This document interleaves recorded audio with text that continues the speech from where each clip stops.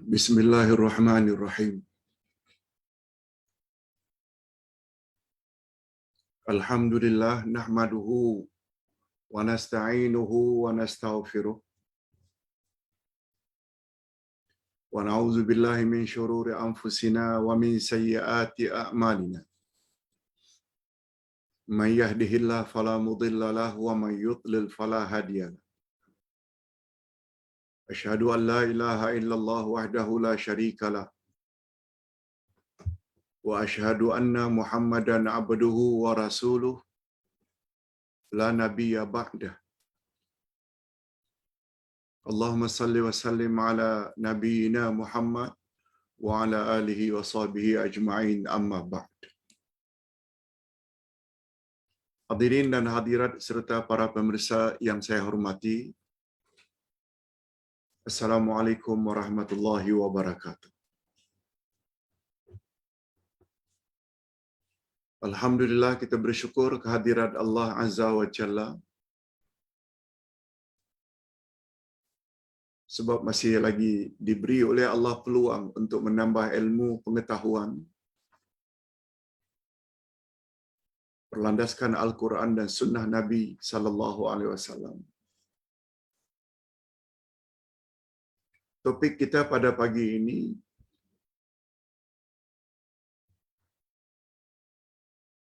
mengembaralah kamu ke atas permukaan bumi.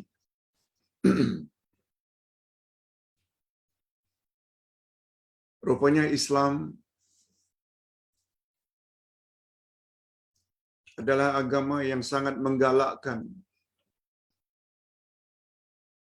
agar kita melancong, mengembara ke atas permukaan bumi. Tujuannya, matlamatnya, supaya kita boleh lihat keadaan orang-orang yang durhaka kepada Allah, atau sebaliknya, supaya kita lihat keadaan orang-orang yang taat kepada Allah. Itu tujuannya mengembara. Bukan sekedar enjoy. Dengan harapan mudah-mudahan dengan banyak mengembara, hati menjadi tenang.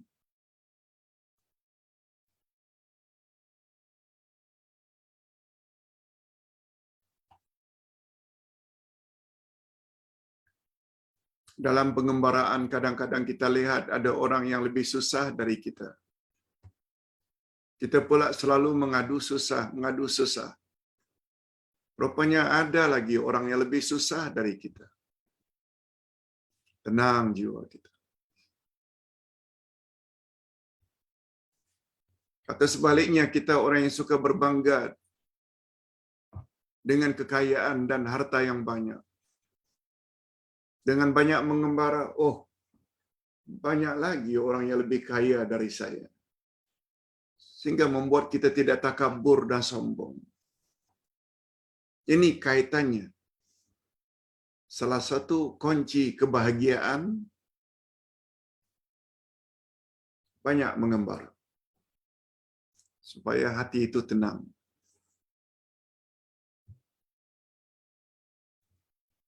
Kita baca.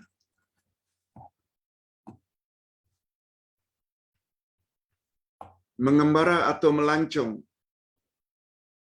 adalah di antara cara untuk mendapat keceriaan dalam hidup. Hidup jadi ceria.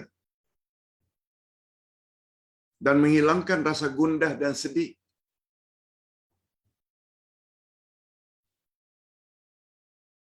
Sungguh tepat kata pepatah, jauh berjalan luas pandangan. Jauh berjalan luas pandangan.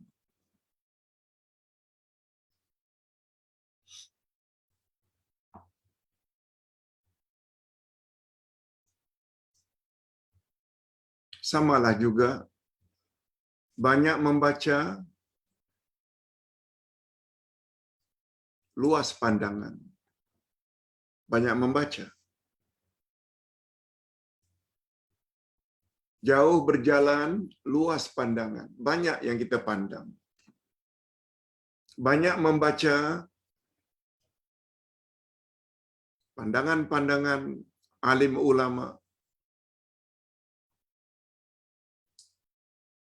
Membuat kita jadi orang yang terbuka. Tidak jumud, tidak statik, tidak fanatik, tidak ta'assub pada guru-guru tertentu.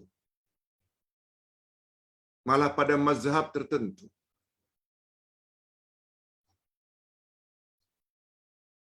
Bacalah pandangan imam-imam yang lain. Itu sebabnya Ustaz sangat beruntung ketika master dulu belajar perbandingan ilmu fiqh. Pandangan imam-imam semua itu kita pelajari dengan dalil masing-masing. Bukan hanya belajar satu imam saja. Semua imam yang 4 ini kita belajar. Hanafi dalam hal ini berpendapat begini, ini dalilnya. Maliki berpendapat begitu, itu dalilnya. Syafi'i, Hambali, kemudian kita rangkum mana pendapat yang lebih kuat, dalilnya. Itu sebabnya kita tidak fanatik. Sebab agama menyuruh supaya kita banyak mendengar, banyak membaca, dan ambil pendapat yang lebih kuat dalilnya. Itulah pendapat yang terbaik.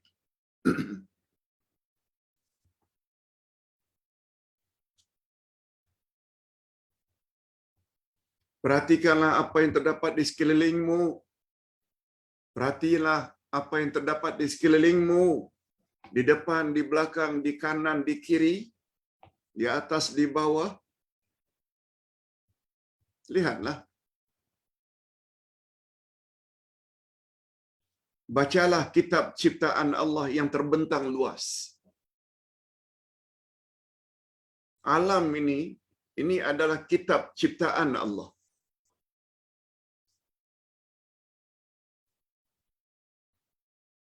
Bagus juga Ustaz sebut di sini. Kata Imam Al-Maraghi di dalam tafsirnya, Tafsir Al-Maraghi, ketika mengulas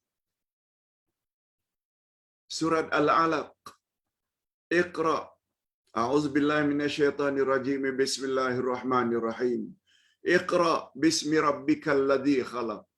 Iqra wa rabbukal akram, alladzi 'allama bil qalam, 'allamal insana ma lam ya'lam. Ketika membahas ayat itu, 5 ayat pertama yang mula-mula diturun kepada Nabi Muhammad sallallahu alaihi wasallam, kata Imam Al-Maraghi, Allah ulang berkali-kali, Iqra, baca, baca.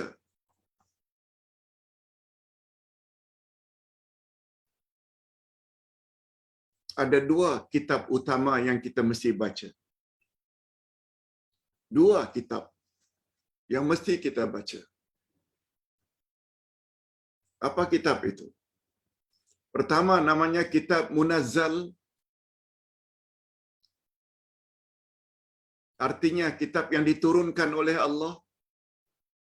Itulah dia Quran dan hadis. Sebab kedua-duanya adalah wahyu. Dan satu lagi kitab, kitab makhluk. Kitab ciptaan Allah. Dunia yang terbentang ini baca olehmu. Baca dengan makna adakan penyelidikan, adakan research.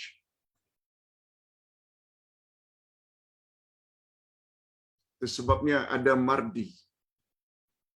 Mereka kaji tentang binatang, mereka kaji tentang tumbuh-tumbuhan, Malah ada yang mengkaji bulan dan bintang luar angkasa, itu namanya kitab makhluk.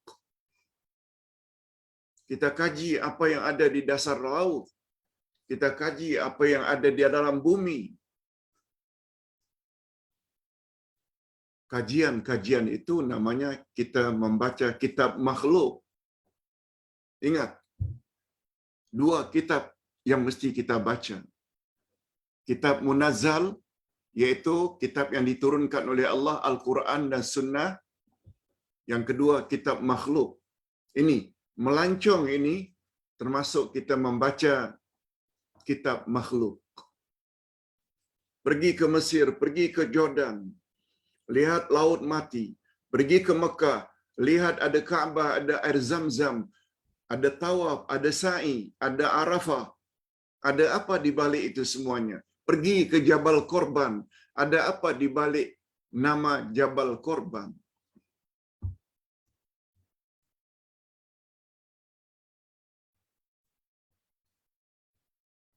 Okey.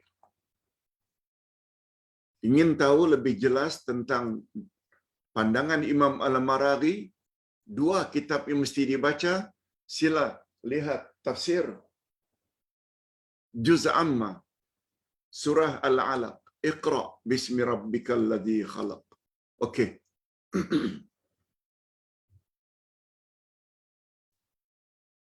Dakilah gunung-gunungnya, turunlah lembah-lembahnya, panjat pokok-pokoknya, selusurilah pantai-pantainya.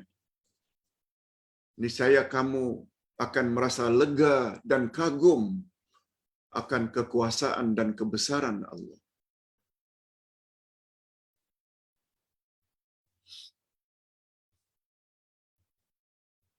Kalau tidak kenal Allah,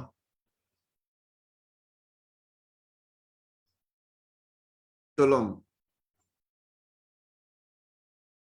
pelajari Al-Asma'ul Husna. Sebab dia menyebut tentang nama-nama dan sifat-sifat Allah. Menurut Ahlus Sunnah wal Jamaah, cara mengenal Allah ada dua. Pertama, melalui Al-Asma'ul Husna, macam yang kita pelajari satu demi satu. Malah bagi yang terlambat boleh ikuti kuliah subuh setiap Ahad, esok pagi.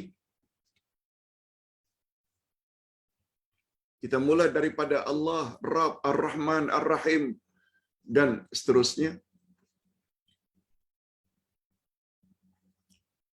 Sedangkan untuk hari Rabu pula, kita dah sampai ke nama Allah yang ke-50 kalau tak salah. As-Sittir. InsyaAllah minggu hadapan kita akan pelajari nama Allah As-Salam. Kenal satu demi satu nama-nama Allah. Saya kita akan kenal siapa itu Allah. Cara kedua, mengenal Allah melalui ayat-ayat Allah. Ayat-ayat Allah pula terbagi dua. Ayat Quraniyah, baca tafsir. Sebab dia adalah kalam Allah. Kalam Allah itu adalah sifat bagi Allah. Kajilah apa yang Allah kata dalam Al-Quran. Kalau tidak kenal siapa Allah. Dan yang kedua, ayat-ayat kauniyah, iaitu alam ini. Alam ini hendaklah kita baca. Itu yang dimaksudkan dengan melancong tadi.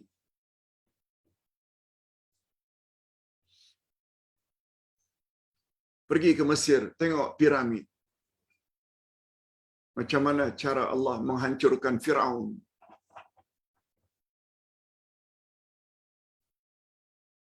Pergi Jordan, jangan lupa pergi ke Laut Mati. Supaya tahu akibat menentang ajaran Allah, ajaran Nabi Lut, yaitu kegebaran homoseksual. Akhirnya negeri itu dibalik oleh Allah. Akhirnya jadi Laut Mati. Allahu Akbar. Itu maknanya melancong. Bukan sekedar untuk enjoy. Jangan duduk di dalam bilik sempit seolah-olah itulah duniamu. Jangan.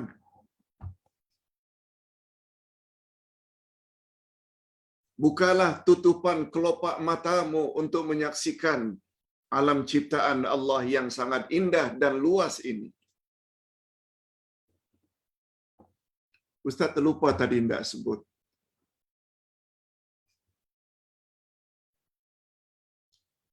Cara mengenal Allah melalui Nur Muhammad. Cara Nabi Muhammad. Cara itu disebut dengan ilmu kalam.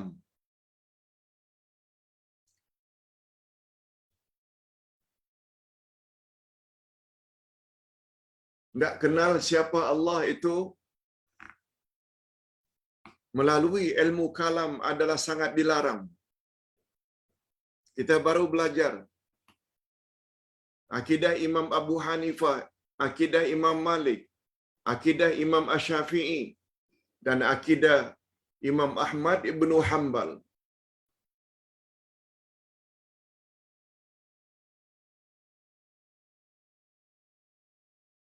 Kesemua imam-imam mazhab sangat anti dengan ilmu kalam.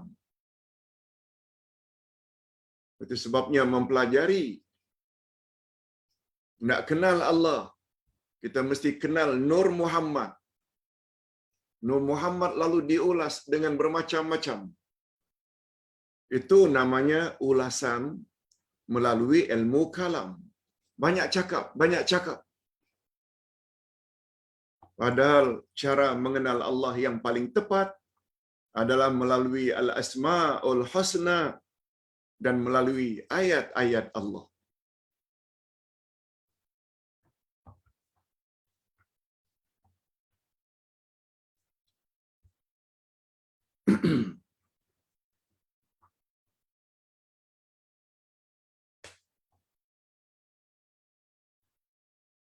Hadirin dan hadirat serta para pemirsa yang saya hormati.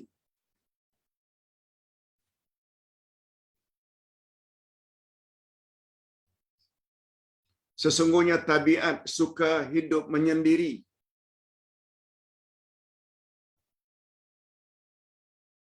Terpisah dari pergaulan adalah di antara faktor yang boleh menyumbang kepada sempit pemikiran dan akhirnya dapat membawa kepada membunuh diri. Bila tension, bila sedih, mengurung diri. Sikap itulah yang paling disukai oleh syaitan, supaya dia boleh kontrol.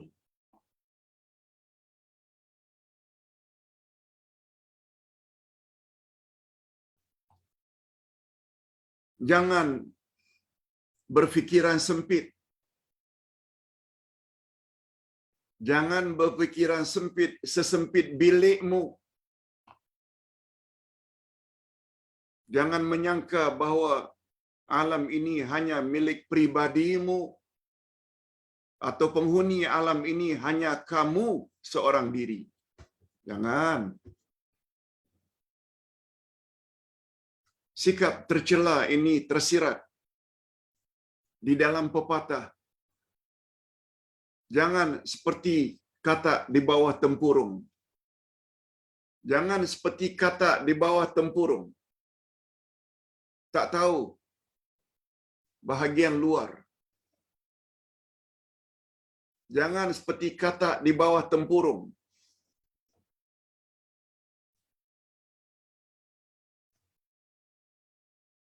Bahaya.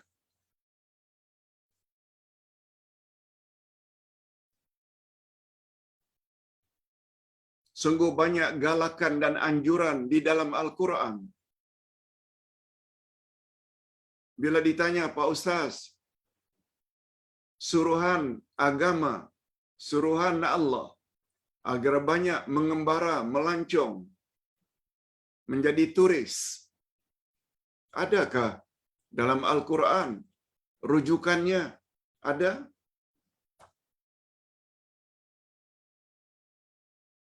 Sungguh banyak galakan dan anjuran di dalam Al-Quran agar umat Islam mengembara dan mengadakan perjalanan di atas permukaan bumi. Sungguh banyak pengajaran yang dapat diambil hasil daripada pengembaraan. Hakikat ini tercantum di dalam firman Allah. Ini antara lain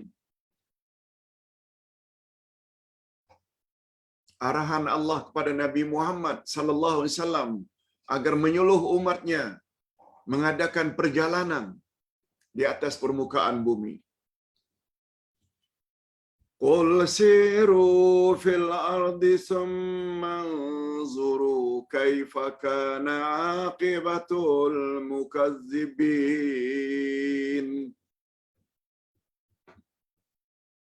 Katakan hai Muhammad, katakan hai Muhammad kepada umatmu,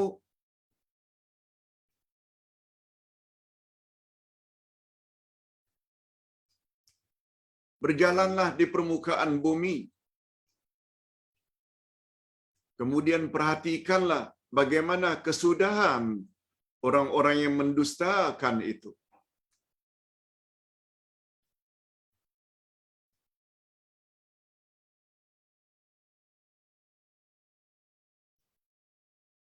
Katakan hai Muhammad kepada kepada umatmu, berjalanlah di muka bumi, kemudian perhatikanlah bagaimana kesudahan orang-orang yang mendustakan itu.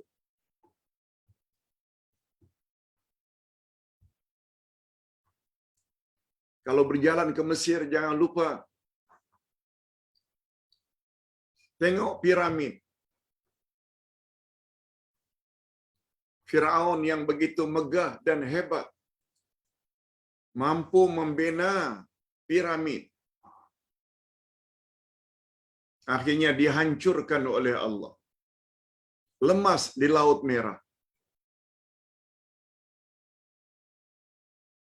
Umat Nabi Lot yang menentang Allah, menentang Nabi Lot, yang melarang homoseksual, mereka buat juga. Allah balikkan negeri mereka, negeri Sodom. Akhirnya menjadi laut mati. Lihat akibat orang yang durhaka kepada Allah. Orang yang menentang Allah. Sebab menentang rasul-rasul yang Allah utus, hukumnya sama dengan menentang Allah.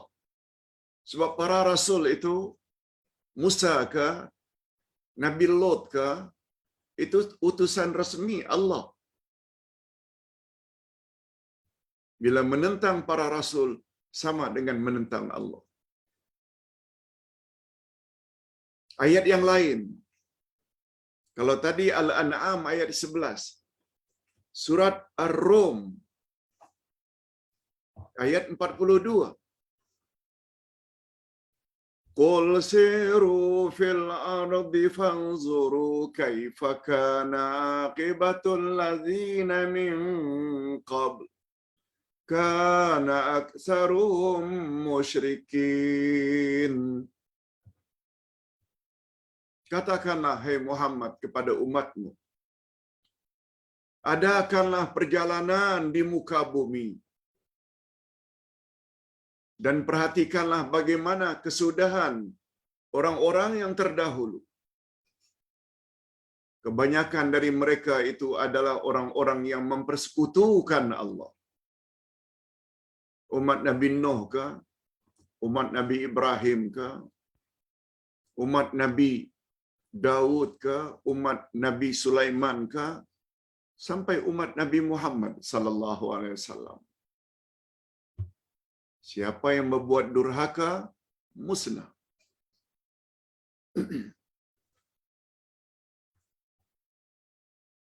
Ayat-ayat yang lain banyak lagi. Bukan saja lihatlah apa yang Allah lakukan terhadap orang yang durhaka, Tapi Allah juga sebut, lihatlah akibat orang-orang yang bertakwa.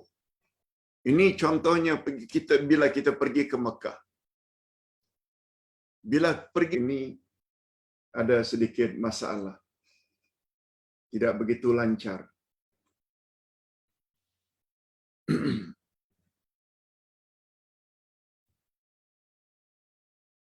Rahimakumullah.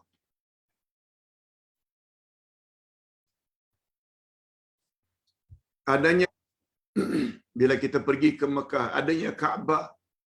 Siapa yang membina? Dari mana ia bermula? Ada antara sa'i, Safa dan Marwah. Sa'i ketika Nabi Ibrahim ingin menyembelih anaknya atas arahan Allah. Apa kaitannya dengan Jabal tengah padang pasir Mekah muncul air, sebab kemunculannya sampai sekarang tak pernah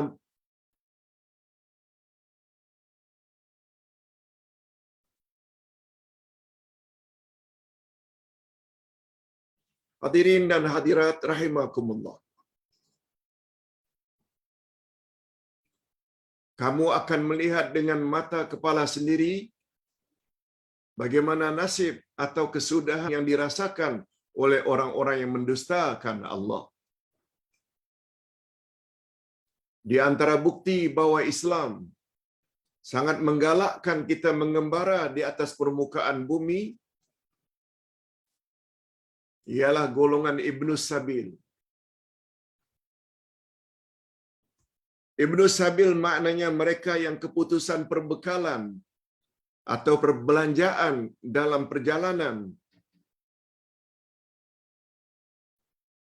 lalu dimasukkan ke dalam salah satu daripada 8 asnaf yang layak dan berhak mendapat bahagian zakat. Tak lancar, mah.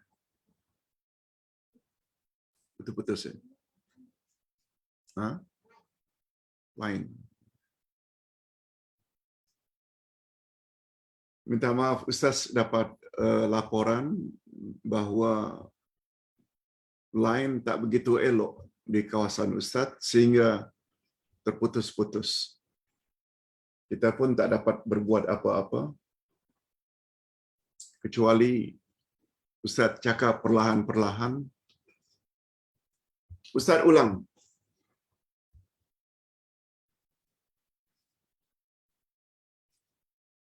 Menurut Dr. Yusuf Al-Qaradawi di dalam kitabnya Fiqhuz Zakat, ketika mengulas Ibnu Sabil, salah satu asnaf yang 8 yang layak menerima zakat namanya Ibnu Sabil, yaitu orang yang keputusan perbelanjaan dalam perjalanan. Pertanyaannya, mengapa mereka termasuk orang yang layak mendapat zakat? Rahasianya karena Islam, karena Allah sangat menganjurkan orang bermusafir, mengadakan perjalanan di atas muka bumi. Sehingga mereka yang mengadakan perjalanan di atas muka bumi, jika mereka keputusan perbelanjaan, mereka layak terima duit zakat. Nah, itu dia isyaratnya. Kelayakan mereka menerima duit zakat menunjukkan mengadakan perjalanan di atas muka bumi adalah sesuatu yang sangat-sangat dianjurkan oleh Allah Subhanahu wa taala. Itu rahasianya.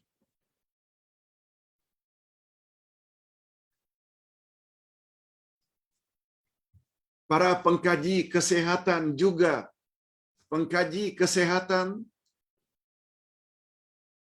juga berpendapat bahawa mengembara atau melancong ke atas permukaan bumi boleh membawa kelegaan pada jiwa. Kelegaan pada jiwa.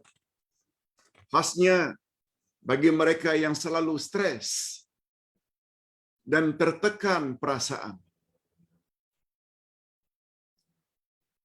Bawalah jalan-jalan. InsyaAllah akan terhibur. Agar tercapai kegembiraan empat imam mazhab Allah melalui Nur Muhammad. Tidak ada langsung dalilnya dari Nabi Muhammad dan para sahabat.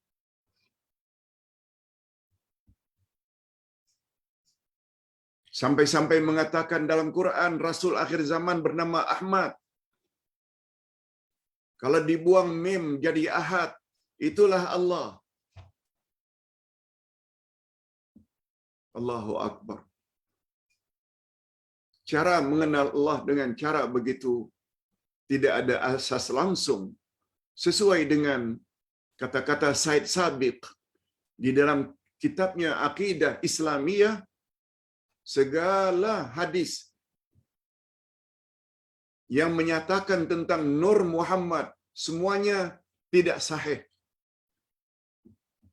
Itu cara mengenal Allah orang-orang tarikat. Cara mengenal Allah yang tepat pertama melalui Al-Asma'ul Husna.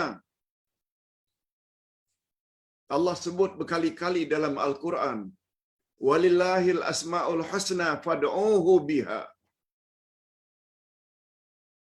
Allah memiliki al-asma'ul husna. Panggillah Allah dengan menyebut nama-namanya itu.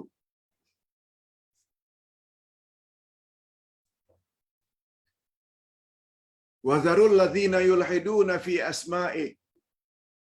Tinggalkan olehmu, jauhkan olehmu orang-orang yang menyimpang dalam menyebut al-asma'ul husna. Termasuk mereka yang belajar ilmu kalam. Berbelit-belit tidak mengenal Allah. Padahal mengenal Allah itu senang saja. Pertama melalui al-asma'ul husna. Yang kedua melalui ayat-ayat Allah. Ayat Allah pula terbagi dua. Satu ayat Quran, karena Quran kalamullah. Segala kehendak Allah untuk umat akhir zaman tertera di dalam Al-Quran. Lalu dijelaskan oleh Nabi Muhammad sallallahu alaihi wasallam. Kalau ingin terhindar dari kesesatan, itu caranya. Rujuk pada Quran, rujuk pada hadis Nabi sallallahu alaihi wasallam. Nah, ayat yang kedua pula selain ayat Quran, ayat kauniyah. Inilah dia, termasuk melancong. Pergi ke permukaan bumi, tengok negeri anu, tengok negeri anu, tengok negeri anu. Pergi ke Turki. Pergi ke Jordan, kita akan jumpa di sana Ashabul Kahfi. Gua Ashabul Kahfi. Pergi ke Mesir, kita akan jumpa dengan piramid. Di Mesir kita akan jumpa dan dapat lihat maminya Firaun. Dan banyak lagi yang kita boleh lihat bila kita melancong. Allah Subhanahu wa taala menyatakan di dalam Al-Quranul Karim.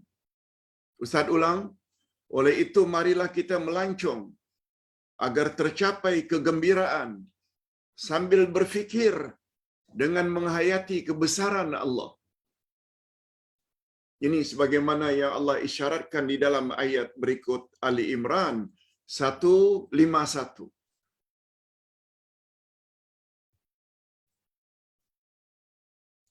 وَيَتَفَكَّرُونَ فِي خَلْقِ السَّمَاوَاتِ وَالْأَرْضِ رَبَّنَا مَا خَلَقْتَ هَذَا بَاطِلًا سُبْحَانَكَ فَقِنَا عَذَابَ النَّارِ. Coba dengar baik-baik terjemahannya. Terjemah harfiah dulu. Dan mereka memikirkan tentang penciptaan langit dan bumi. Seraya berkata, Ya Tuhan kami, tiadalah Engkau menciptakan ini dengan sia-sia. Maha suci Engkau, maka peliharalah kami dari siksaan api neraka. Ayat ini di antara ayat yang kita baca ketika sebelum tahajud, witir, pada sepertiga akhir malam. Yaitu ayat 191.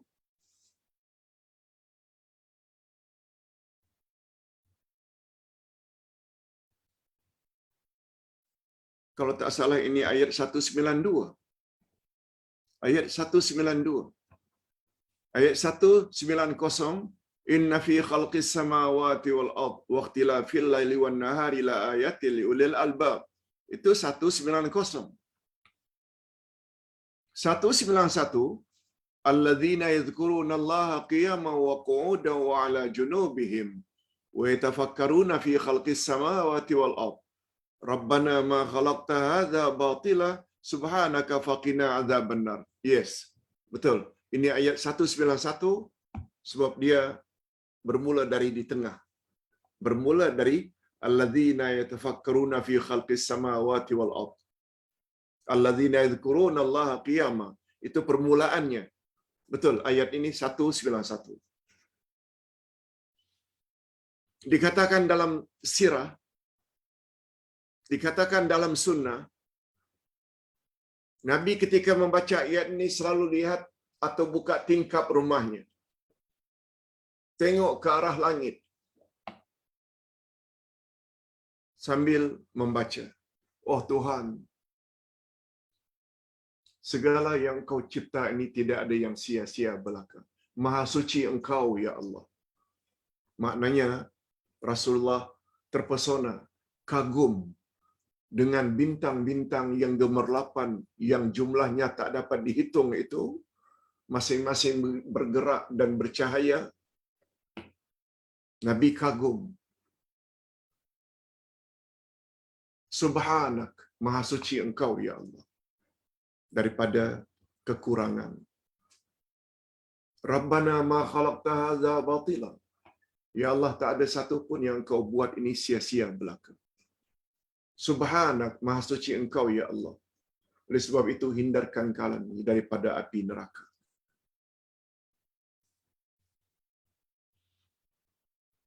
Nabi Muhammad sallallahu alaihi wasallam begitu cara untuk mengenal Allah yang kita sebut tadi dengan ayat kauniyah.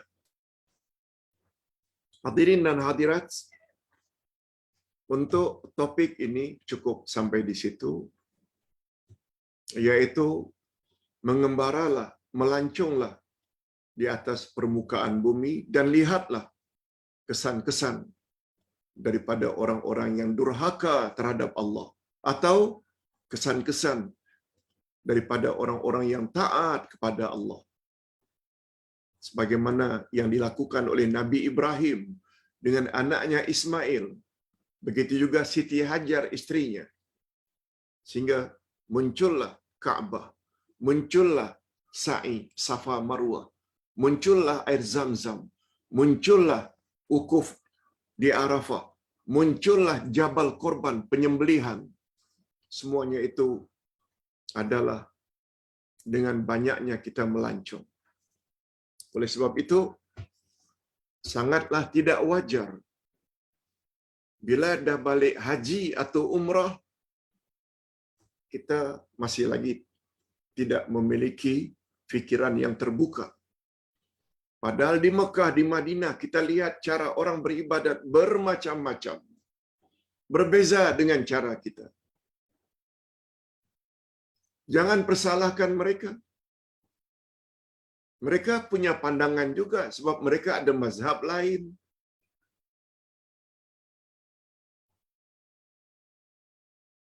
Kalau kita sedang salat di dalam Masjidil Haram Mekah atau Masjid Nabawi, tengoklah cara duduk orang di depan kita, berbeza-beza. Insya-Allah semuanya akan diterima oleh Allah Azza wa Jalla. Cara orang duduk di atas kursi, tengok. Jangan cepat-cepat menyalahkan mereka. Semua mereka masing-masing ada dalilnya. Bukan kita saja yang betul. Harapan Ustaz, balik haji, balik umrah, biarlah jadi orang yang open-minded. Jangan hanya mengaku pandangan dan pendapat kita saja yang betul. Yang penting ada dalil. Nah, sebelum kita akhiri dengan doa, bagus juga kalau kita jawab beberapa soalan pada pagi ini. Pak Ustaz, bukankah iblis itu adalah seorang ahli ibadat? Malah hubungannya sangat dekat dengan Allah. Pernahkah iblis terdetik hatinya untuk bertobat sejurus selepas Allah jatuhkan hukuman ke atasnya? Hadirin dan hadirat, sebagaimana kita sama-sama maklum,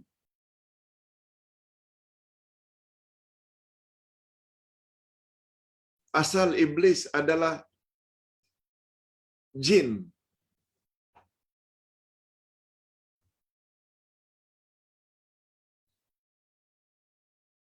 Ini sesuai dengan firman Allah dalam surat Al-Kahfi ayat 50.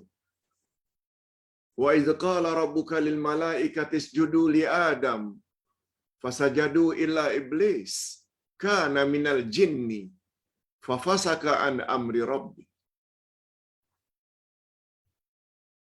Ingatlah ketika Allah memerintahkan para malaikat agar sujud pada Adam. Semuanya sujud kecuali iblis. Iblis berasal daripada jin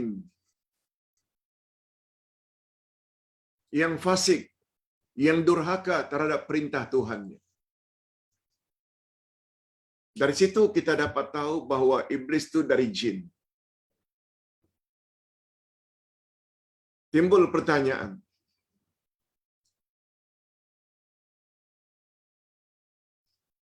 bukankah jin itu penghuni bumi, Pak Ustaz? Betul? Sama dengan manusia? Sesuai dengan firman Allah, "Wa ma khalaqtul jinna wal insa illa liya'budun." Aku tidak jadikan jin dan manusia melainkan agar mereka beribadat kepadaku.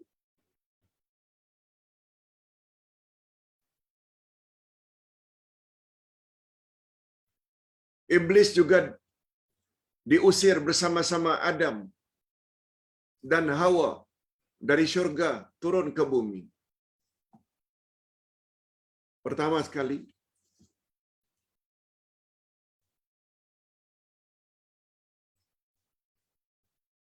bagaimana iblis boleh berada di langit sedangkan mereka penghuni bumi?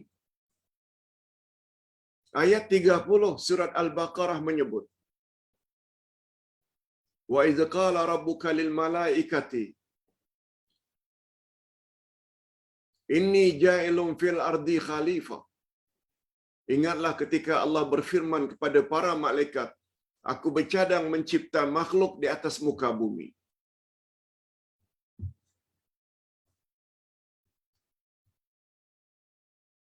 Lalu para malaikat menjawab, "Ataj'alu fiha may yufsidu fiha wa yasfiku dima wa nahnu nusabbihu bihamdika wa nuqaddisu lak?" Apakah engkau akan mencipta makhluk di atas muka bumi sebagai khalifahmu yang hanya akan membuat kerosakan dan pertumpahan darah, sedangkan kami senantiasa bertasbih memujimu? Allah jawab, "A'lamu ma la ta'lamun." Qala inni a'lamu ma la ta'lamun. Allah menjawab, "Aku lebih tahu dari kamu." Timbul pertanyaan, Dari mana malaikat itu mengetahui penghuni bumi ini akan membuat kerosakan dan pertumpahan darah, padahal Adam belum lagi dicipta? Dari mana malaikat tahu? Jawabnya, berdasarkan pengalaman malaikat, bahwa penghuni bumi ini sebelum Adam dicipta lagi, bumi ini sudah ada penghuni, yaitu makhluk jin. Makhluk jin. Penghuni bumi ini terdiri pada makhluk jin yang menurut pengalaman malaikat, jin penghuni bumi ini banyak membuat kerosakan. Sehingga Allah Subhanahu Wa Taala arahkan malaikat penghuni langit supaya menyerang bumi. Hukum orang-orang yang jahat dari kalangan jin. Nah, ketuanya dibawa ke langit. Disandra di langit. Dipenjara di langit. Itu ketua jin. Itu sebabnya mengapa iblis berada di langit. Iblis itu ketua syaitan atau jin yang jahat. Nah, ketika itulah Adam dicipta. Walaupun arahan itu pada umumnya adalah untuk malaikat, tapi pada saat itu jin juga ada di langit. Semuanya sujud kecuali iblis.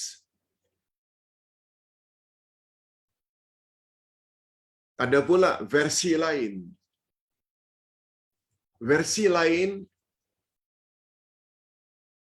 kisah yang lain, bahwa iblis ini dia adalah jin yang bernama Azazil.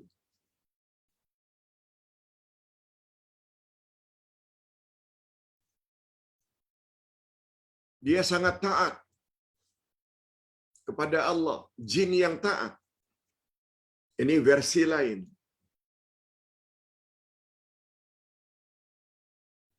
Setelah 1000 tahun dia beribadat di bumi, dia dinaikkan oleh Allah ke langit yang pertama. 1000 tahun beribadat di langit yang pertama, diangkat lagi ke langit yang kedua. Begitulah 1000 tahun di langit yang kedua, 1000 tahun di langit yang ketiga, sampai 1000 tahun di langit yang ketujuh. Ketika itu Adam dicipta. Dia adalah jin yang taat kepada Allah.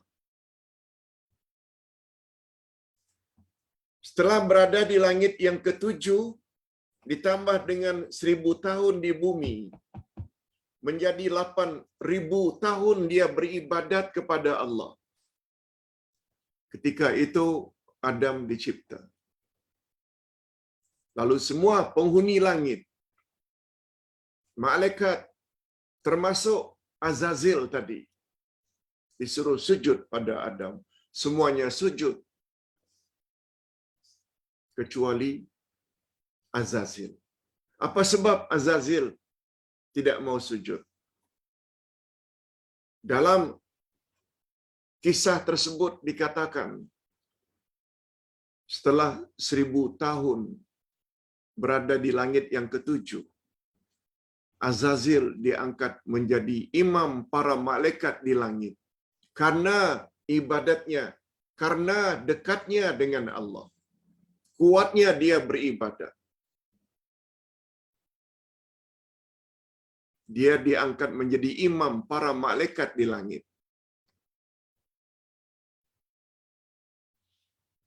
Itu sebabnya tadi ada pertanyaan, bukankah iblis itu orang yang sangat hampir dengan Allah, dekat dengan Allah? Mungkin mereka atau yang bertanya pernah baca versi itu. Begitu diarahkan imamnya Azazil dengan semua malaikat sebagai makmumnya. Sujud kamu sekalian pada Adam. Semuanya sujud. Kecuali imam. Imam ini yang namanya Azazil. Jin yang bernama Azazil. Ketika Allah tanya, mengapa kamu tidak mau sujud ketika aku suruh tadi? Imam tadi menjawab, aku kan lebih baik dari dia. Kau cipta aku daripada api. Nah, dari api itu bermakna dia adalah jin. Bukan nur, malaikat. Bukan tanah, manusia, itu Adam. Dari sudut lain pula, kata para ulama yang menceritakan kisah ini, sudah 8,000 tahun aku beribadat kepadamu. Takkan aku pula mesti sujud kepada makhluk yang baru hidup, baru seumur jagung.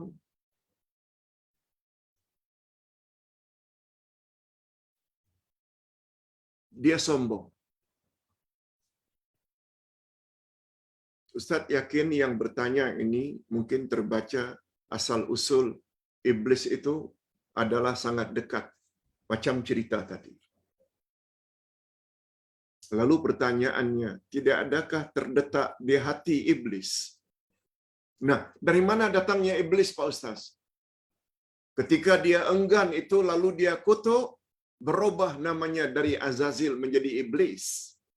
Iblis maknanya orang yang dijauhkan.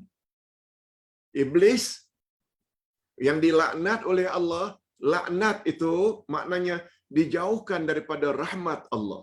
Berubahlah dari Azazil, akhirnya dipanggil iblis.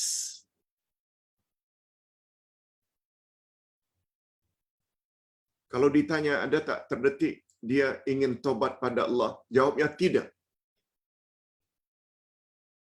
Sebab baru-baru ini kita ada belajar apa kata iblis kepada Allah.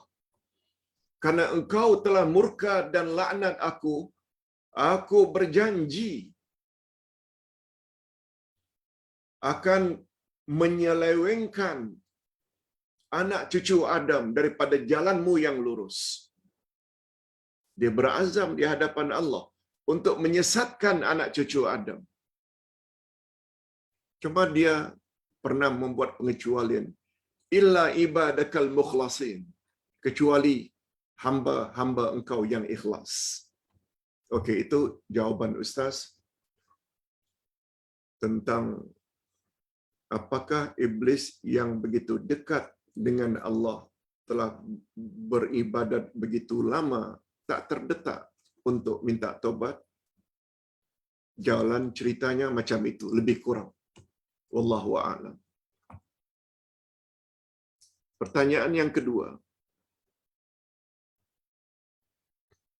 Pak Ustaz, baca surat Al-Fatihah. Perlukah didengar oleh telinga sendiri? Yes. Sebagaimana kita sama-sama maklum, dalam ibadah salat ada 3 rukun. Ada namanya rukun qauli. Itu qauli ini mesti diucap. Contohnya takbiratul ihram. Tak boleh senyap. Allahu Akbar. Rukun qauli juga dalam salat antara lain bacaan Al-Fatihah. Kalau jahar, Bismillahirrahmanirrahim. Kalau perlahan, Bismillahirrahmanirrahim. Pokoknya, apa yang diucap oleh lidah ini, dengan gerak bibir ni, di telinga, didengar oleh telinga sendiri. Kalau orang lain tak dengar, tak mengapa. Tapi bukan hanya baca dalam hati atau kumat kamit, tapi tidak ada keluar suara, itu bukan membaca.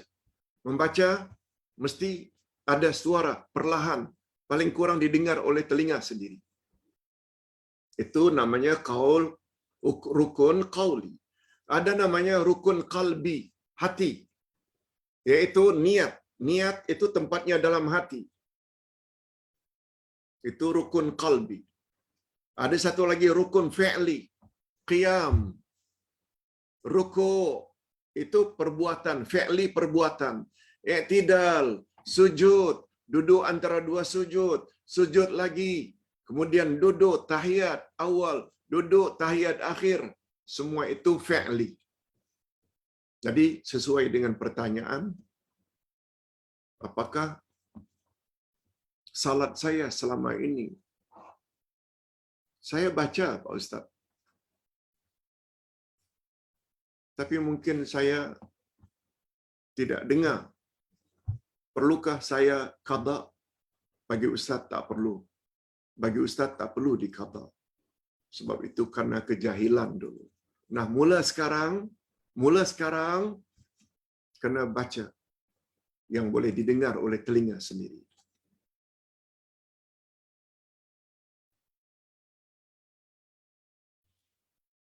Pak Ustaz,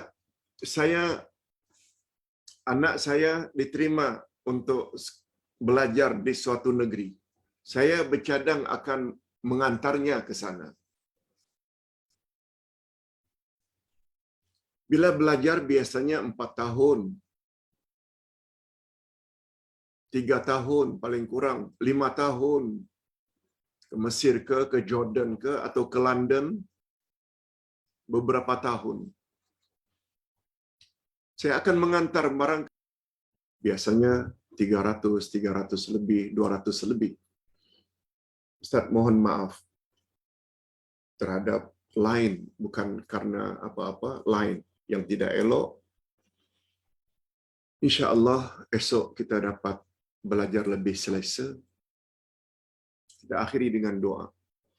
Alhamdulillah Rabbil Alamin. Wassalatu wassalamu ala ashrafil anbiya wal mursalin. Wa ala alihi wa sahbihi ajma'in. Rabbana ighfir lana dhunubana wa liwalidina warhamhum kama rabbawna shighara. Rabbana hab lana min azwajina wa dhurriyyatina qurrata a'yun waj'alna lil muttaqina imama. Rabbana atina fid dunya hasanah wa fil akhirati hasanatan wa qina adzabannar.